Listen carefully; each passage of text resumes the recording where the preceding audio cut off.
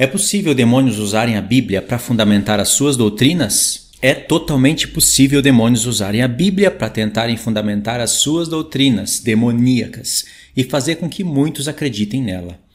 E Deus permitiu isso para provar os nossos corações. Assim como Ele permitiu um só homem, Maomé, criar um outro evangelho, misturando coisas da Bíblia com blasfêmia contra o Pai e contra o Filho.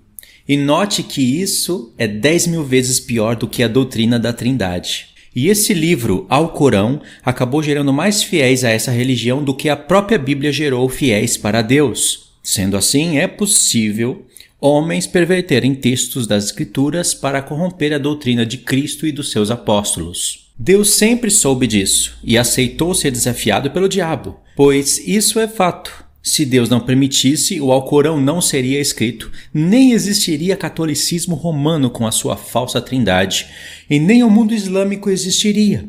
Pelo que sabemos que esse foi mais um desafio do diabo lançado contra Deus, assim como esse diabo já fez isso no caso de Jó. Mas Deus tem todo o poder para fazer a luz brilhar sobre as trevas quantas vezes for preciso, e de fato chegará o tempo em que a luz brilhará sobre as trevas de uma vez por todas. E o meu desejo com todas essas palavras que eu estou falando é o seguinte, que um pouco dessa luz brilhe hoje em seu coração, fazendo com que você enxergue o quão contraditória e cancerígena é essa doutrina que foi chamada de doutrina da Santíssima Trindade, na qual se cria mais um Deus, dando forma para esse Deus e chamando ele de Espírito Santo, uma terceira pessoa da Trindade, e fundamentando isso com expressões que nem sequer passaram perto da doutrina dos apóstolos de Cristo. Expressões como essas: terceira pessoa da Trindade, terceira pessoa da divindade. Afirmam que esses três formam um único Deus, que são três em um e um em três. Parece até propaganda de Bombril, shampoo, detergente. Tais expressões jamais aparecem no Novo Testamento, porque os apóstolos de Cristo não fundamentariam dessa maneira, como se fala hoje tão claramente. Parece até que os pastores trinitarianos têm mais excelência na explicação, mais doutrina, mais didaquê do que o próprio apóstolo Paulo, ou qualquer outro apóstolo de Cristo. Bom, nós fizemos uma live completa sobre esse assunto e seria bom que você assistisse a live completa. Eu também tenho uma playlist no canal falando sobre esse assunto. Mas só por esse vídeo você pode notar coisas muito estranhas nessa doutrina que muitas igrejas têm o costume de reverenciar e lutam para pôr isso goela abaixo. E depois o povo fica perguntando por que milagres não acontecem nas igrejas como acontecia no tempo de Atos dos Apóstolos. Uma das razões é justamente esse tipo de doutrina sendo fundamentada no meio do povo de Deus a qualquer custo. E falando em custo, tem canais que chegam até a vender cursos bíblicos online para o povo, como se isso fosse a coisa mais normal do Evangelho. Bom, pelo menos para mim, isso seria semelhante ao apóstolo Paulo escrever as suas 13 cartas e sair vendendo ela para as igrejas, ou Pedro, ou Tiago, ou João. E depois eles saírem falando, justificando que tem gasto com material, gasto com caneta, e é preciso vender para o povo de Deus dar mais valor. São os argumentos que se usam hoje. Bem que o apóstolo Paulo profetizou que hoje fariam comércios da palavra de Deus, fariam comércios com o próprio povo de Deus, que é avarento. Você acha normal sair vendendo cursos online, livros, e você sair gastando dinheiro para comprar essas coisas para supostamente estar aprendendo a palavra de Deus? Eu não acho nada normal isso. Deus, que é muito bondoso e sabe do trabalho do seu povo, já permitiu que os pastores ou os que trabalham para a palavra de Deus vivessem com ofertas voluntárias. Mas eles não estão satisfeitos com isso. Ainda recebem dízimos e ensinam o povo que não tem conhecimento que o dízimo é dinheiro. Uau! As primícias, que são coisas santas para Deus, sombras de uma grande realidade da obra de Cristo, agora se tornou 10% do seu salário 13 vezes ao ano. Basta? Claro que não. Vamos vender nossos livros e nossos cursos como sendo a palavra de Deus. Depois disso, muitos desses ainda têm coragem de levantar uma oração na frente da igreja e dizer o seguinte: Senhor, restaura os seus sinais e prodígios cantalabashir, como era nos tempos dos seus apóstolos cantalabashir, como cremos na tua palavra, oricandarabasúria. Mas a resposta de Deus para essas pessoas é a seguinte: restaurem primeiro a minha palavra como era no tempo dos meus apóstolos. Retire essa loucura da minha presença, e depois eu farei a minha parte. E como sabemos que essa é a resposta de Deus? Simplesmente porque não temos mais manifestações do Espírito Santo no nosso meio. E sabemos que Deus é o mesmo. A sua palavra não muda, mas os homens não são os mesmos homens como eram no tempo dos apóstolos de Cristo. Não fiquem maravilhados com isso, mas muitos, depois de ter lido tudo isso que eu escrevi, tudo isso que eu estou falando, coisas que tocam diretamente na consciência, eles ainda têm coragem de contra-argumentar com as seguintes indagações. Sem dízimo, a igreja de Deus não tem como se sustentar. Eu dou o dízimo sim, e mesmo que o dízimo seja tudo isso que você falou, primícias e tals, não anula o fato que também é dinheiro. Irmãos, eu não estou brincando. Eu já ouvi isso várias vezes no meu canal, nos vídeos que eu falo de dízimos e primícias, que eu também vou deixar o link para vocês na descrição. Eles escolhem continuarem cegos. Não pense que o assunto da Trindade e de dízimos não estão relacionados, porque estão e essas coisas impedem o povo de serem restaurados. E porque não há restauração da verdade, também não há sinais de prodígios no nosso meio. Outro tipo de argumentações que vem de pastores, de evangelistas e de pessoas que não têm cargos também são essas. Blasfemou! Ele negou a Santíssima Trindade de Deus. E são evangélicos, não são católicos dizendo isso. É blasfêmia mesmo, porque quem nega a Trindade, nega a Deus. Porque os três são um único Deus, um Deus distinto em três pessoas. Eu concordo com você, irmã, porque está rebaixando a pessoa do Espírito Santo. Isso é a mais pura verdade, porque tem homens, por exemplo, como os testemunhas de Jeová, que negam a Trindade, a Santíssima Trindade. E mesmo assim eles não fazem sinais e prodígios. Por isso que esse homem está falando aí não passa de uma grande falácia. Ok, vamos para os fatos bíblicos então. Note bem como esses tais não acreditam nas Escrituras, ou dizem acreditar, mas desprezam as suas leis. O Novo Testamento possui 27 livros, 260 capítulos, 7.957 versos. Só o apóstolo dos gentios escreveu 13 cartas, que possui mais ou menos 70% do Novo Testamento.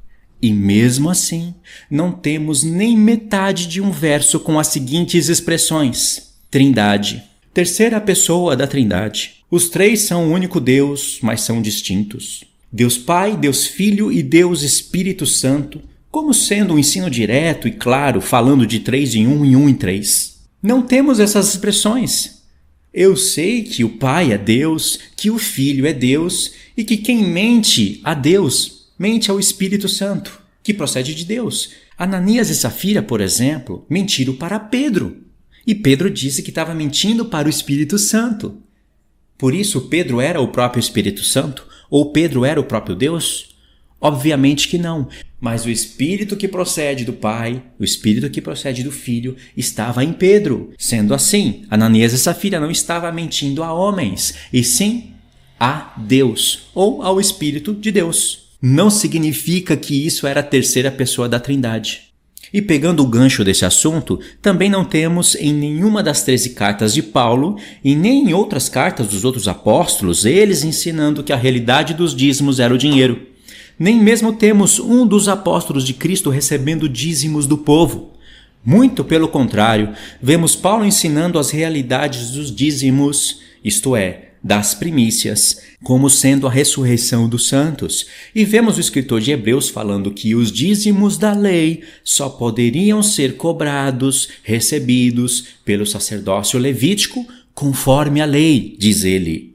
E ele ainda acrescenta no mesmo discurso imediato o seguinte: ora, havendo mudança de sacerdócio, necessariamente tem que haver mudança de lei. Isso ele fala no capítulo 7 da sua carta. E quando chega no capítulo 10, ele afirma que a lei tem a sombra das coisas futuras. Ou seja, toda a lei tem que apontar para as obras de Cristo na igreja. E me parece que a realidade da festa das primícias, onde se entregavam os dízimos, é dinheiro. Isso chega a me dar nojo. É claro que Deus respeita o tempo de entendimento de cada um. Eu fui dizimista por muitos anos. Eu acreditava piamente que porque eu estava dando o dízimo, eu estava sendo abençoado. Mas hoje eu não dou o dízimo e sou 100 vezes mais abençoado do que quando eu dava. Quando eu disse que isso me dá nojo, é que quando eu lembro que quando eu faço essa exposição de versos, de textos, da palavra de Deus que tocam na consciência, aonde não ficam pontas soltas, essas pessoas rejeitam e chegam até a te chamar de falso profeta por isso. Mas desprezam as duas casas, desprezam as festas, desprezam tudo o que é aprovável diante de Deus. Sabe por causa do quê? Por causa do amor ao dinheiro, que é a raiz de todos os males. Agora, em relação ao argumento em que eles usam para defender a Trindade, sabemos muito bem que existem seitas que não acreditam na Trindade, como os Testemunhas de Jeová, e mesmo assim não podem restaurar as coisas do Senhor. Por quê? Porque outras doutrinas semelhantes a essa e ainda piores se encontram no meio deles. E fiquem admirados, eles não cobram e nem recebem dízimos. Eles entenderam que o dízimo não é dinheiro. Eles não entendem as realidades do dízimo, que dízimo e primícias significam as mesmas coisas e que apontam para a ressurreição de Cristo e da igreja.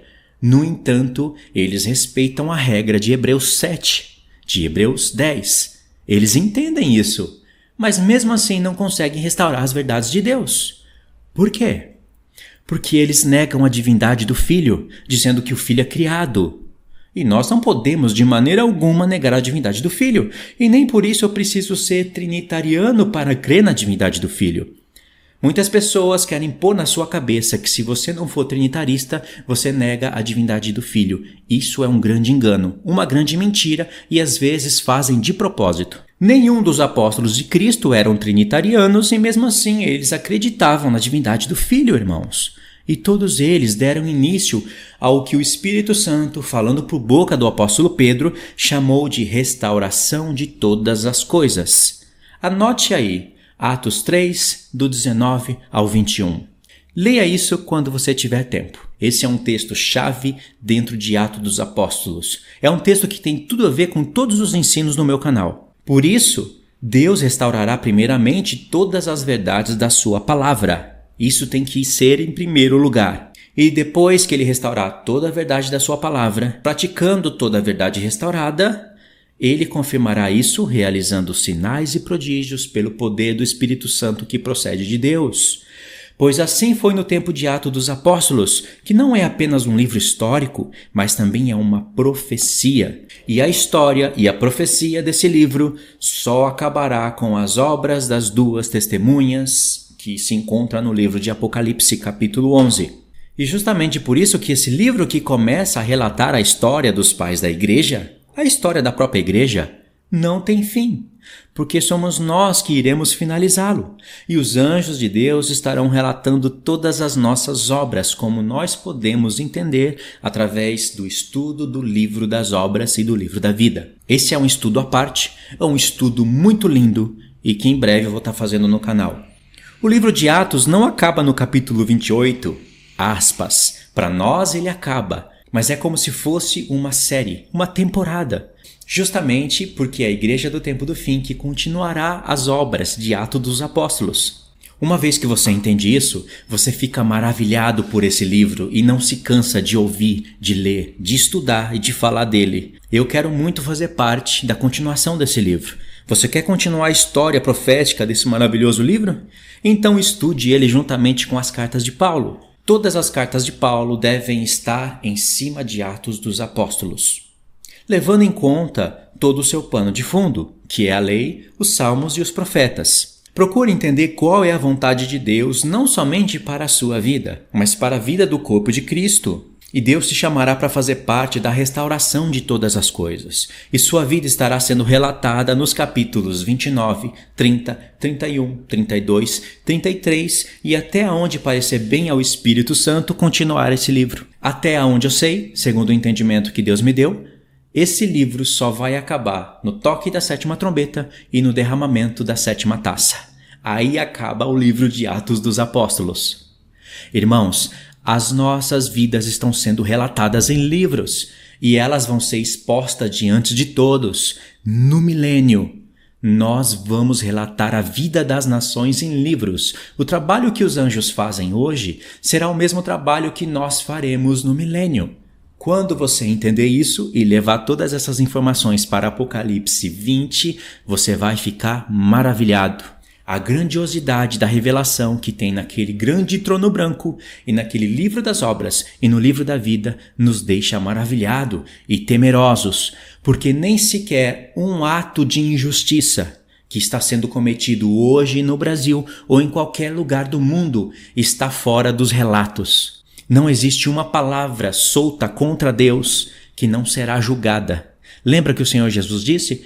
Toda palavra proferida pelos homens, eles hão de dar conta. Isso não é maravilhoso? O quanto mais rápido você abandonar Trindade, o quanto mais rápido você entender que dízimo não é dinheiro, o quanto mais rápido você se afastar de outras doutrinas que eu não mencionei aqui, mais rápido você vai fazer parte da santificação do nome do Senhor e da restauração de todas as coisas. Logo, você vai ser solicitado para fazer parte da continuação do livro de Atos dos Apóstolos. Irmãos, muito obrigado por ter assistido o vídeo até aqui. Queria que você compartilhasse esse vídeo. É um vídeo desafiador, porque mexe com doutrinas, mexe com consciência, mas é um vídeo que abre a mente dos irmãos. Queria que vocês compartilhassem, se inscrevessem no canal. Também queria agradecer irmãos e irmãs que têm suprido a minha vida aqui no Brasil. Nunca posso deixar de agradecer ao vivo, nas lives, nos vídeos. Nunca posso deixar de lembrar isso diante dos irmãos. Por causa desses irmãos e irmãs que eu estou no Brasil fazendo essa obra. E se você não ajuda em nenhuma outra obra e tem o desejo de ajudar no meu canal, ajudar na minha própria vida diretamente, você pode fazer. Isso sim é lícito, é bíblico e é bom que você faça. A palavra de Deus fala para você ajudar as pessoas que te ajudam na parte espiritual. Isso é agradável diante de Deus. Se você é participante das coisas espirituais, podem ajudar com coisas literais, suprindo as necessidades das pessoas que se fadigam na palavra. Não é uma lei, mas é uma lei de consciência. É algo que, se Deus toca no coração, você pode fazer sim e terá recompensa para isso. E a pessoa que recebe as ofertas e as contribuições também tem que ser achado fiel diante de Deus. Nisso eu tenho a consciência limpa. Então eu agradeço a todos vocês que têm me ajudado. E se você não faz parte disso, não ajuda ninguém, e Deus tem te prosperado, tem te dado recursos para você ajudar, eu queria que você pudesse me ajudar. O link do grupo dos contribuidores estará no comentário fixo. É só você clicar, você vai entrar no grupo e ali você vai receber instruções. Não é um grupo de compartilhar vídeos, mensagens ou de conversar. Grupo para ter comunhão é o grupo do canal do Telegram, que também vai estar ou no comentário fixo ou na descrição. Irmãos, muito obrigado pela paciência, muito obrigado por ter me ouvido até aqui. Deus abençoe a vida de todos, em nome do Senhor Jesus.